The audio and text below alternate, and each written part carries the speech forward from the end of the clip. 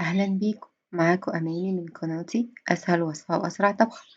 النهاردة معانا وصفة سهلة ولذيذة وكلها هتتعمل في طاسة واحدة. يلا بينا نشوف هنعملها ازاي. معانا 3 قطع لحمة، حوالي كيلو لحمة. هنقطعها كده، نشرحها شرايح عشان التتبيلة والصوص يدخل جواها. قطعة اللحمة اللي أنا مستخدماها الموزة، بنرشها بالفلفل والملح مع حبهان ولوري مطحون. نص معلقة من كل تابل.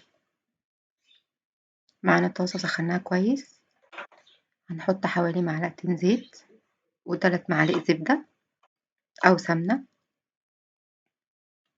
أول ما يسخنوا ويسيحوا جامد كده هننزل باللحمة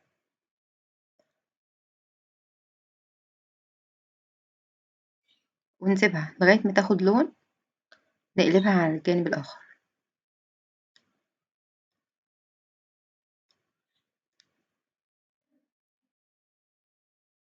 كده اللحمة لسه مستوتش، بس احنا هنشيلها نحطها في طبق جانبي ونكمل بقية الخطوات. بصلاية متوسطة بصل أحمر، وبصلتين بصل أخضر، عودين بصل أخضر يعني، وناخد جزء من الأخضر بتاعهم.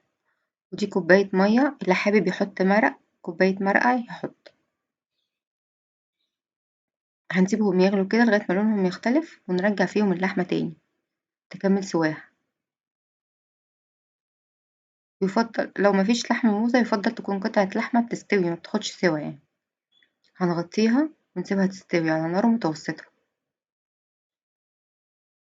كده خلاص اللحمة استوت.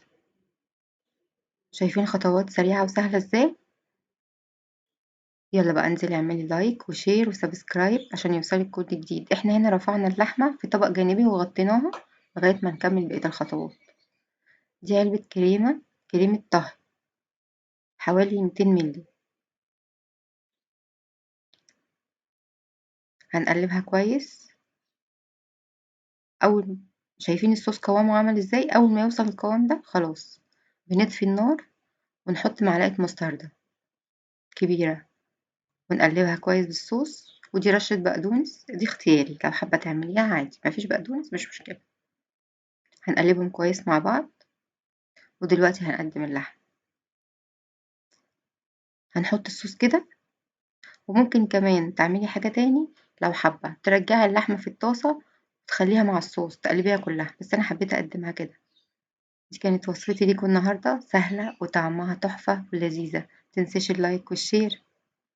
كنت معاكم أماني من قناتي أسهل وصفة وأسرع طبخة.